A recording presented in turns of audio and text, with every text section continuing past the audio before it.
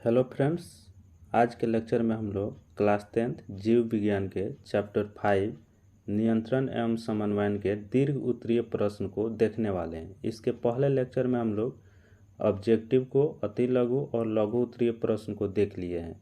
इस सभी प्रश्न भारतीय भवन के बुक से लिया गया है। तो चलिए आज का लेक्चर हम लोग शुरू करते हैं।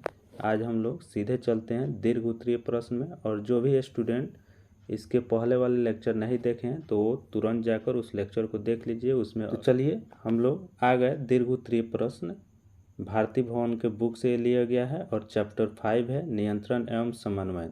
तो ये दीर्घ उत्तरीय प्रश्न का पहला प्रश्न है कि पादप हार्मोन के मुख्य उदाहरण लिखे एवं ऑक्सिन के प्रभावों का वर्णन करें। तो पादप हार्मोन जितने भी हैं उन सभी का नाम लिख देना है। तो यहाँ पे सभी पादप हार्मोन का नाम लिखा हुआ है, जैसे कि एब्सिसिक एसिड, एथिलीन, उसके बाद साइटोकाइनिन है, ऑक्सिन है और जिबरेलिन्स है। लेकिन इसके साथ ऑक्सिन के प्रभावों को भी वर्णन करना है। तो चलिए देख लेते हैं कि ऑक्सिन का क्या प्रभाव होता है।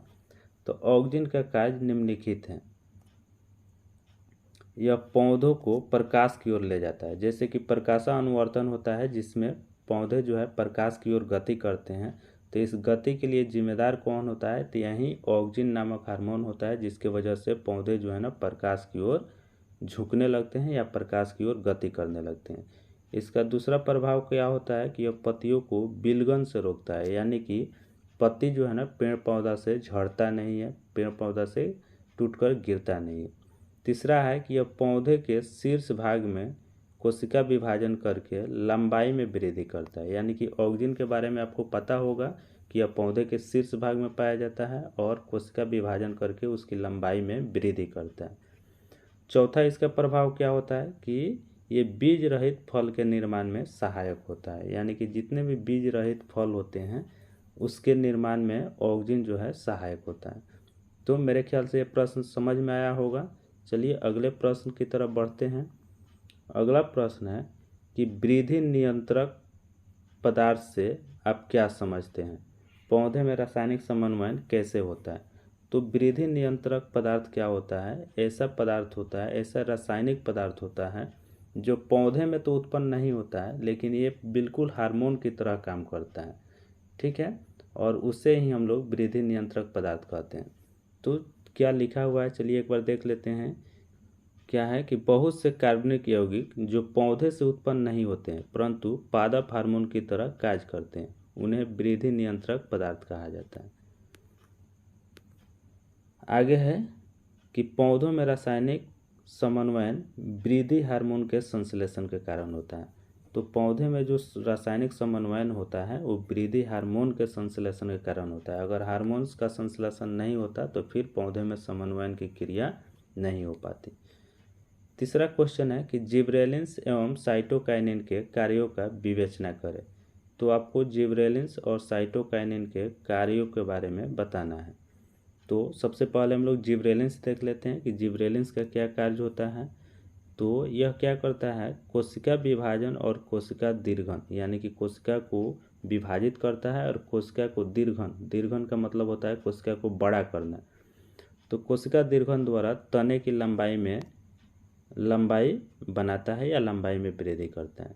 इसके उपयोग से बृहत आकार के फल एवं फूलों का उत्पादन किया जाता है। जिबरेलिन्स के उपयोग से क्या होता है? बड़ा बड़ा आकार का जो है ना फल और फूल प्राप्त किया जाता है। उसके बाद है इसके प्रयोग से बीज रहित फलों का उत्पादन किया जाता है। इसके उपयोग से बीज रहित फलों का उत्पादन किया जाता है। चलिए अब साइटोकाइनिन के कार्य को देख लेते हैं। साइटोकाइनिन का क्या कार्य होता है कि यह कोशिका विभाजन के लिए आवश्यक हार्मोन है। जितना भी पौधे में कोशिका विभाजन होता है वो साइटोकाइनिन हार्मोन की मदद से होता है। दूसरा इसका क्या प्रभाव होता है कि यह पार्श्व कलिकाओं की वृद्धि को प्रारंभ करता है। ठीक है, पार्श्व कलिका का मतलब क्या होता है कि अगर किसी टहनी को काट दिया जाए तो उसके नीचे से दूसरा कलिका निकलकर दूसरा टहनी निकलने लगता है, उसी को हम लोग बोलते हैं पार्श्व कलिका। और इसका अगला प्रभाव क्या होता है कि यह बीजों के अंकुरन को प्रेरित करता है, यानी कि साइटोकाइनिन जो है ना बीज को अंकुरित होने में मदद करता है। चलिए आज का अगला क्वेश्चन देखते हैं कि तंत्रिका कोशिका या न्यूरॉन की संरचना का सचित्र वर्णन करें। यानी कि तंत्रिका कोशिका या उसी को हम लोग न्यूरॉन बोलते हैं, जो बोलिए आप, तंत्रिका कोशिका का है या न्यूरॉन, दोनों एक ही चीज़ है, कि उसकी संरचना करना है और उसका वर्णन करना है। तो संरचना बनाते हुए जो है ना उसकी क्या करना है, वर्णन करना है। तो चलिए यहाँ पे हम लोग देख लेते हैं। ये है आपका न्यूरॉन, ये है न्यूरॉन या तंत्रिका कोशिका। तो इसमें देख लीजिए क्या क्या पार्ट होता है। ये जो आपको स्टार की तरह जो रचना दिख रहा है, इसको हम लोग बोलते हैं साइटोन। क्या बोलते हैं, साइटोन। और इसमें ये जो छोटा छोटा पतला पतला प्रवर्ध निकला हुआ है, इसको हम लोग बोलते हैं डेंड्राइट्स। और इस साइटोन के अंदर में क्या होता है, एक बड़ा सा केंद्रक होता है और इसके अंदर में केंद्रक द्रव भी पाया जाता है। और जिस तरह से छोटा छोटा प्रवर्ध है, उसी तरह से एक लंबा प्रवर्ध होता है। ये पूरा जो है एक लंबा प्रवर्ध है, इसको हम लोग बोलते हैं एक्सॉन। ये सबसे लंबी प्रवर्ध को एक्सॉन बोलते हैं और छोटे छोटे प्रवर्ध को डेंड्राइट्स बोलते हैं। और इस एक्सॉन के ऊपर जो है ना श्वेत कलर का चर्बीदार पदार्थ होता है, जिसको हम लोग माइलिन शीथ या मेडुलरी बोलते हैं। ठीक है। और इस मेडुलरी के ऊपर जो है ना कुछ कोशिकाएं होती है, जिसको हम लोग श्वान कोशिका बोलते हैं। और ये माइलिन शीथ जो है ना कुछ हट कर होता है, यानी कि दो माइलिन शीथ के बीच में कुछ जगह होता है, उस खाली स्थान को हम लोग रेनवियर का नोड बोलते हैं। ठीक है। और ये जो एक्सॉन होता है, ये एक्सॉन आगे चलकर जो है ना बहुत सारी शाखाओं में बढ़ जाता है और अंत में गांठ के रूप में इसका अंत होता है। तो इस जो गांठ होता है, ये देख रहे हैं आप यहाँ पे जितना भी गांठ दिख रहा है, इस सभी गांठ को हम लोग बोलते हैं सूत्र युग्मन गांठ है। क्या बोलते हैं, सूत्र युग्मन गांठ है। तो इन्हीं सभी चीज़ों का जो है ना हम लोग को लिखित रूप में लिख देना है, तो इसकी चर्चा हो जाएगी। ये डेंड्राइट्स क्या करता है कि आवेग को जो है ना ग्रहण करता है। जैसे आपके कान, नाक, त्वचा, जितने भी ग्राही अंग होते हैं, उस ग्राही अंगों से जो है ना सूचना को ग्रहण करता है और साइटोन में भेज देता है। और साइटोन से फिर ये एक्सॉन से होते हुए फिर ये दूसरे न्यूरॉन तक जा पहुंचता है। और इसी तरह से एक न्यूरॉन से दूसरे न्यूरॉन, दूसरे न्यूरॉन से तीसरे न्यूरॉन होते हुए ये सूचना जो है ना हमारे मस्तिष्क तक पहुंच जाता है। तो चलिए अब इसकी चर्चा देख लेते हैं कैसे करना है। तो आपको जितना भी उसमें पॉइंट था, सभी पॉइंट के बारे में आपको लिखना है।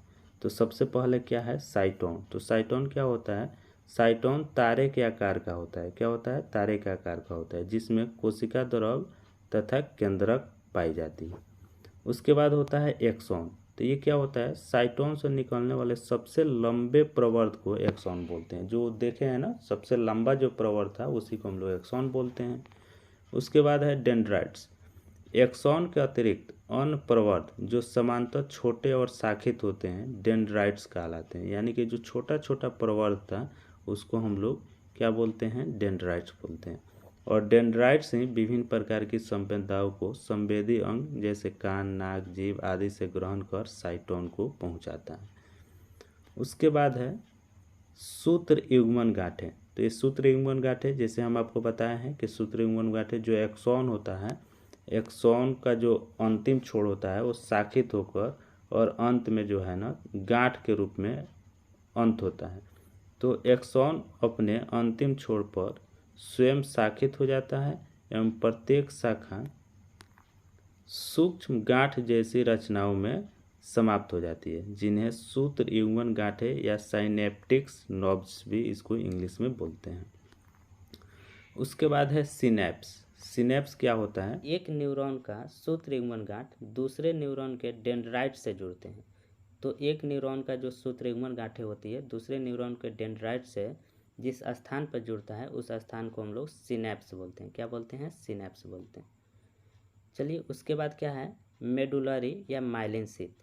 तो ये माइलिन शीथ क्या होता है, तो एक्सॉन जो सबसे लंबा प्रवर्ध था उसको हम लोग एक्सॉन बोलते हैं। और उस एक्सॉन के चारों तरफ श्वेत चर्बीदार जो है ना पदार्थों का एक आवरण होता है, जिसे मेडुलरी या माइलिन शीथ कहते हैं। उसके बाद रेनवियर का नोड है। क्या है, रेनवियर का नोड। तो वे जगह जहाँ माइलिन शीथ नहीं होते हैं रेनवियर के नोड कहलाते हैं। तो जहाँ माइलिन शीथ नहीं होता है, माइलिन शीथ, दो माइलिन शीथ के बीच में जो गैप होता है, उस गैप को हम लोग रेनवियर का नोड बोलते हैं। जैसे देख लीजिए यहाँ पे फिगर में क्या है, जैसे यहाँ पे दो माइलिन शीथ है, ये माइलिन शीथ हो गया और एक दूसरा माइलिन शीथ हो गया, और इसके बीच में ये जो जगह है इसी को हम लोग बोलते हैं रेनवियर का नोड।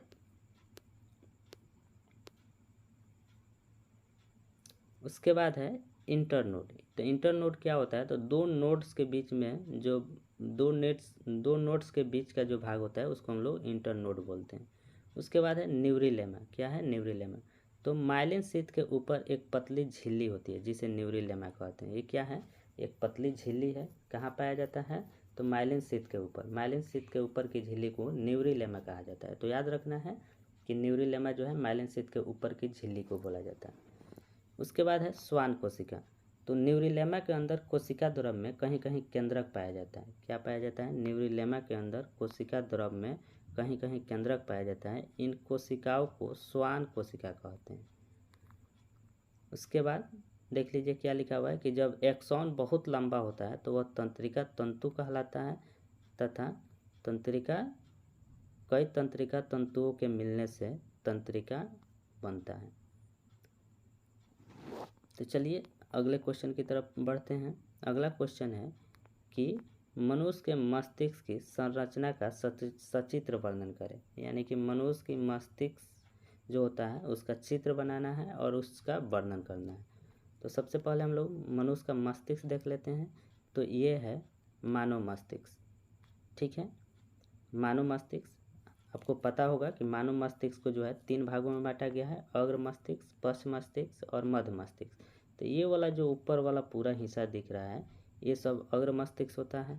उसके बाद में यहाँ पे जो दिख रहा है ये मध्य मस्तिष्क होता है, और बाकी ये वाला जो हिस्सा है ये पश्च मस्तिष्क का हिस्सा है, ठीक है। उसके बाद में इसमें कुछ आपको उभरा उभरा हुआ ये जो रचना दिखाई दे रहा है इसको हम लोग बोलते हैं गाइरस। क्या बोलते हैं, गाइरस।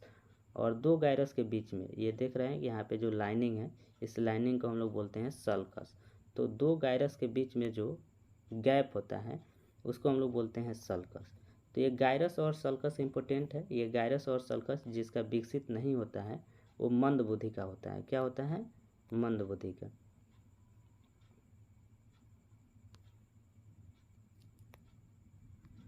तो और जिसका गाइरस और सल्कस ज़्यादा विकसित होता है वो तेज दिमाग का होता है, उसे कोई भी चीज़ें जल्दी याद हो जाती है, ठीक है।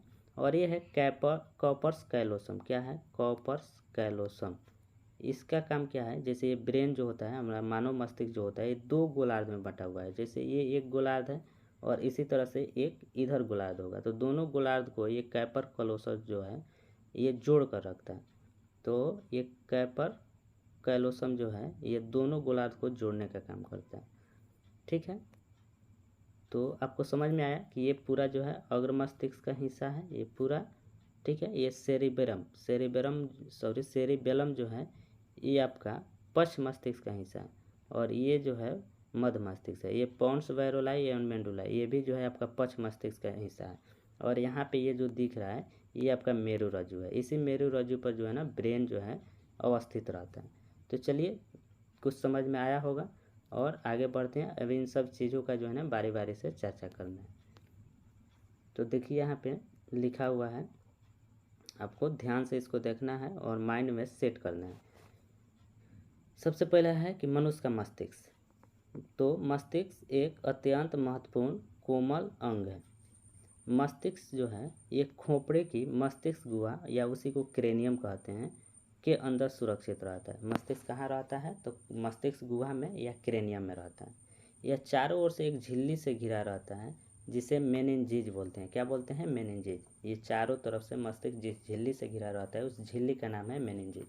यह झिल्ली मस्तिष्क को बाहरी आघातों से तथा दबाव से बचाता है। झिल्ली का काम क्या होता है कि अगर बाहर से कोई चोट वगैरह लगता है तो उससे वो बचाएगा, मस्तिष्क को सुरक्षित रखेगा।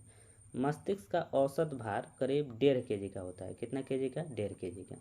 आगे दिया हुआ है कि मस्तिष्क को 3 प्रमुख भागों में बांटा गया है, अग्र मस्तिष्क, मध्य मस्तिष्क और पश्च मस्तिष्क। अब बारी बारी से इन तीनों का जो है ना चर्चा कर लेना है। तो चलिए देखते हैं। आगे है कि अग्र मस्तिष्क को 2 भागों में बांटा गया है, प्रमस्तिष्क या इसी को सेरिब्रम कहते हैं, और दूसरा इसका पार्ट है डायंसेफेनॉल। ठीक है, तो हम लोग प्रमस्तिष्क पहले देखते हैं या सेरिब्रम। सॉरी, ये घ्रम हो गया है, ये ब्र होगा सेरिब्रम। यह मस्तिष्क का सबसे बड़ा भाग होता है। यह लगभग 2/3 हिस्सा होता है, यानी कि 3 हिस्सा में 2 हिस्सा जो होता है सेरिब्रम ही होता है। ठीक है, आगे लिखा हुआ है कि यह मस्तिष्क का अत्यंत महत्वपूर्ण भाग है। यह बुद्धि और चतुराई का केंद्र है। सेरिब्रम को जो है बुद्धि और चतुराई का केंद्र कहा जाता है।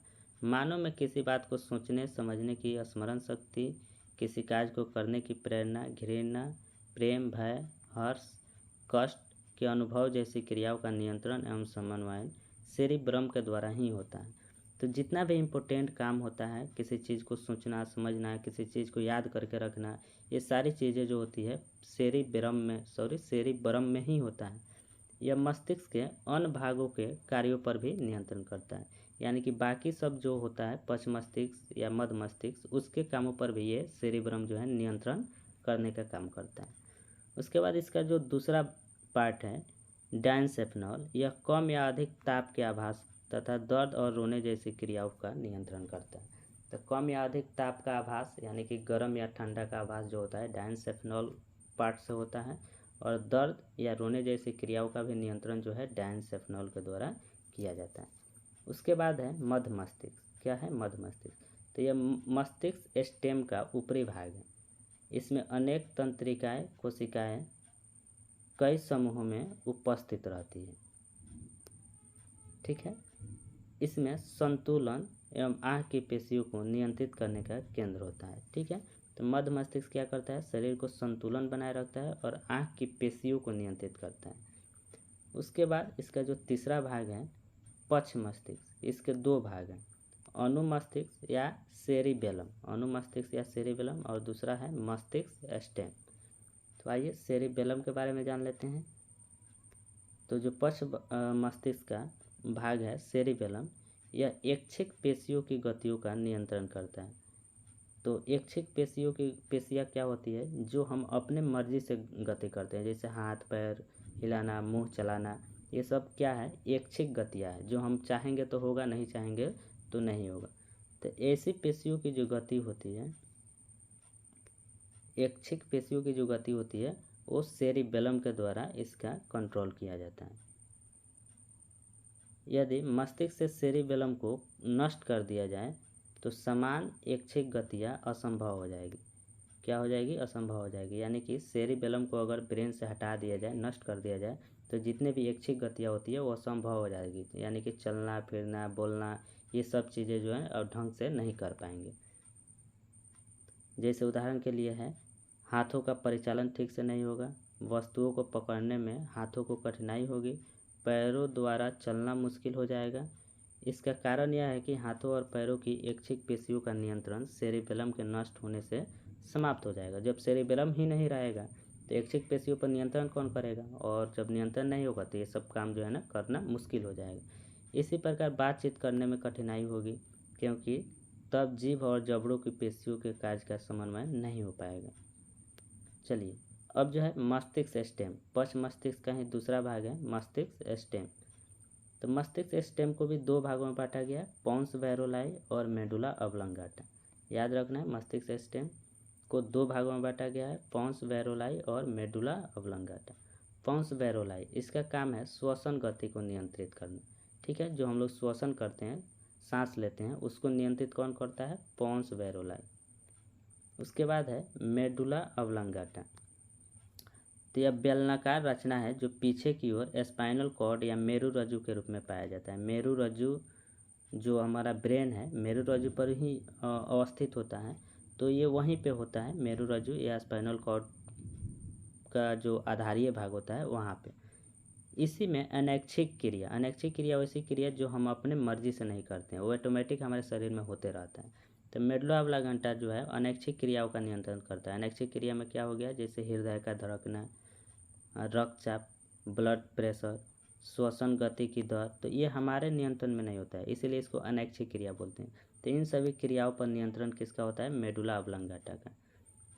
ठीक है। और मस्तिष्क के इसी भाग द्वारा विभिन्न प्रतिवर्ती क्रिया जैसे खांसना, छींकना, उल्टी करना, पाचक रसों के स्राव इत्यादि का नियंत्रण जो है मेडुल्ला ऑब्लांगेटा के द्वारा ही होता है। चलिए अगला क्वेश्चन देखते हैं। अगला क्वेश्चन है कि मनुष्य के शरीर में पाई जाने वाली अंतःस्रावी ग्रंथियों के नाम लिखें। पिट्यूटरी ग्रंथि द्वारा स्रावित हार्मोनों के कार्यों का उल्लेख करें। तो जितने भी अंतःस्रावी ग्रंथि हैं उन सभी अंतःस्रावी ग्रंथियों का नाम लिखना है और पिट्यूटरी ग्रंथि से स्रावित हार्मोन के कार्य को भी साथ में लिखना है। तो इसका उत्तर देख लीजिए क्या है कि मनुष्य के शरीर में पाई जाने वाली अंतःस्रावी ग्रंथियाँ इस प्रकार है।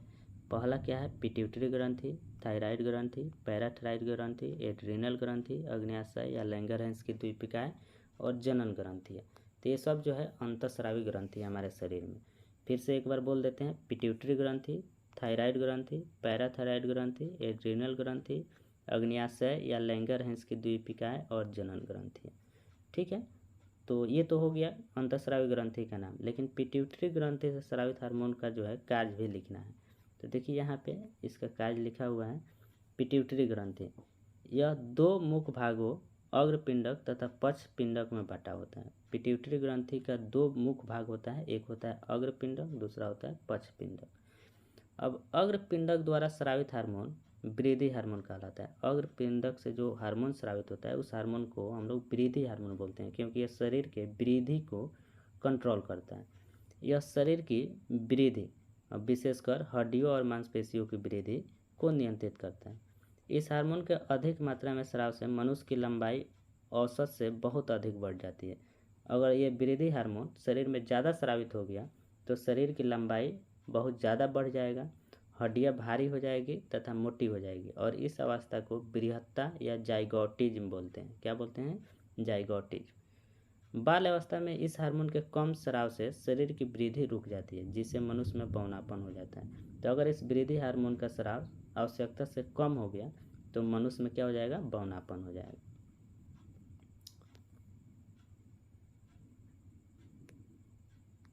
अग्रपिंडक द्वारा स्रावित हार्मोन नर में शुक्राणु तथा मादा में अंडाणु बनाने की क्रिया को नियंत्रित करता है। इसी के साथ जो है ना, अग्रपिंडक द्वारा स्रावित हार्मोन शुक्राणु और मादा में अंडाणु बनाने की क्रिया को भी नियंत्रित करते हैं। एक अन्य हार्मोन मादा के स्तनों को दूध स्राव के लिए उत्तेजित करता है। और भी जो अग्रपिंडक से स्रावित हार्मोन होता है वो मादा के स्तनों में दूध स्राव को नियंत्रित करता है। अब देख लेते हैं पक्ष पिंडक द्वारा स्रावित हार्मोन यह क्या करता है। तो पक्ष पिंडक द्वारा स्रावित हार्मोन जो होता है यह जल संतुलन को बनाए रखता है और मादा में बच्चे के जन्म में सहायक होता है। जब मादा में बच्चे का जब जन्म होता है तो उस समय ये हार्मोन जो है ना सहायक होता है। अथवा इसी को छोटा में करके लिखा गया है, अगर आप इसको पढ़ना चाहें तो पढ़ सकते हैं, या हम एक बार पढ़ दे रहे हैं। जो है ये भी वही है, पिट्यूटरी ग्रंथि को शॉर्ट में लिखा गया है। अगर उतना आपको याद नहीं हो पा रहा है तो इतना को आप याद कर सकते हैं। यह ग्रंथि मस्तिष्क के ठीक नीचे होती है। पिट्यूटरी ग्रंथि कहाँ होता है? मस्तिष्क के नीचे, और कई प्रकार के हार्मोन स्रावित करते हैं। पिट्यूटरी ग्रंथि से स्रावित होने वाले हार्मोन में से एक है विकास हार्मोन या वृद्धि हार्मोन। उसी को वृद्धि हार्मोन या विकास हार्मोन बोलेंगे। तो पिट्यूटरी ग्रंथि बहुत सारी हार्मोन स्रावित करती है, जिसमें से एक होता है विकास हार्मोन, जो इम्पोर्टेंट है और इसी के बारे में जानकारी रखना है। यह विकास हार्मोन हड्डियों एवं मांसपेशियों के विकास को नियंत्रित करता है। जिन व्यक्तियों में विकास हार्मोन की कमी होती है वे बहुत नाटे रह जाते हैं, और जिनमें इसका स्राव बहुत अधिक होता है वो बहुत लंबे हो जाते हैं। तो शॉर्ट में उसी बात को लिख दिया गया है, जो आपको अच्छा लगे वो आप याद रख सकते हैं। अगला क्वेश्चन है, एड्रीनल और जनन ग्रंथियों द्वारा स्रावित हार्मोन और उसके कार्यों का उल्लेख करें। तो एड्रीनल ग्रंथि द्वारा स्रावित हार्मोन और उसके कार्य के बारे में लिखना है। तो एड्रीनल ग्रंथि को हिंदी में अधिवृक्क ग्रंथि भी कहते हैं। अधिवृक्क ग्रंथि का है या एड्रीनल ग्रंथि का है, दोनों एक ही चीज़ है। तो देखिए अधिवृक्क ग्रंथि दोनों गुर्दे के ऊपर पाई जाती है। कहाँ पाई जाता है एड्रीनल ग्रंथि? तो दोनों जो गुर्दा होता है यानी कि किडनी होता है, उस किडनी के ऊपर में होता है। ये ग्रंथि अधिवृक्क हार्मोन स्रावित करती है, और इससे स्रावित हार्मोन का नाम भी अधिवृक्क हार्मोन है, जो हृदय गति, सांस लेने की दर, रक्त दबाव, कार्बोहाइड्रेट चयापचय को नियंत्रित करती है। जब कोई व्यक्ति बहुत खुश या डरा हुआ होता है तो यह हार्मोन बहुत अधिक मात्रा में स्रावित होता है।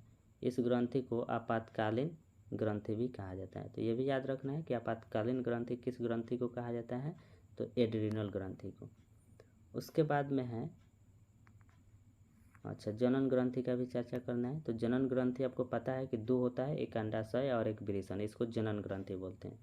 तो अंडाशय यह ग्रंथि सिर्फ पुरुषों में होती है और पुरुष यौन हार्मोन टेस्टोस्टेरोन बनाती है।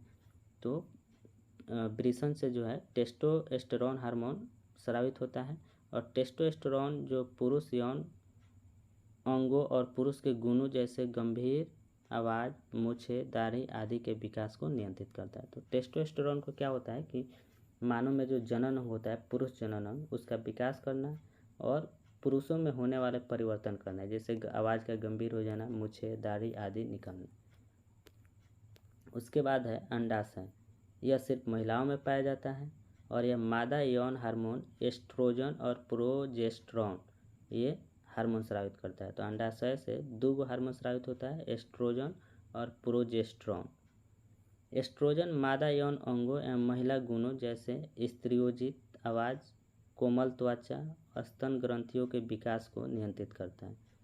और प्रोजेस्टेरोन जो है महामारी चक्र में गर्भाशय के परिवर्तन को नियंत्रित करता है। तो ये प्रोजेस्टेरोन हार्मोन जो है महामारी चक्र में जब गर्भाशय में परिवर्तन होता है भ्रूण को पलने के लिए, उसमें ये सहायता करता है। और एस्ट्रोजन का काम क्या है, तो लैंगिक जनन के लिए क्षमता विकास करना, महिलाओं में जो है महिलाएं गुण को विकास करना, जैसे महिलाएं की जो त्वचा होती है कोमल होती है, ठीक है, और स्तन ग्रंथियों को विकास करना ताकि जब बेबी का जन्म हो तो वहाँ से जो है दूध स्रावित हो सके। तो चलिए आगे देखते हैं, बस हो गया, इसमें इतना ही क्वेश्चन था। तो इस तरह से जो है भारतीय भवन बुक के जितने भी अति लघु, लघु और दीर्घ उत्तरीय जितने भी प्रश्न थे हम लोगों ने 2 लेक्चर में इसको ख़त्म कर लिया। आप लोग इसको बारीकी से पढ़िए और 1-2 बार पढ़ लीजिए, याद कर लीजिए और 1-2 बार लिख लीजिए, सारे क्वेश्चन जो हैं आपको याद हो जाएंगे और इनमें से ही कोई ना कोई क्वेश्चन आपको एग्ज़ाम में देखने को मिलेगा।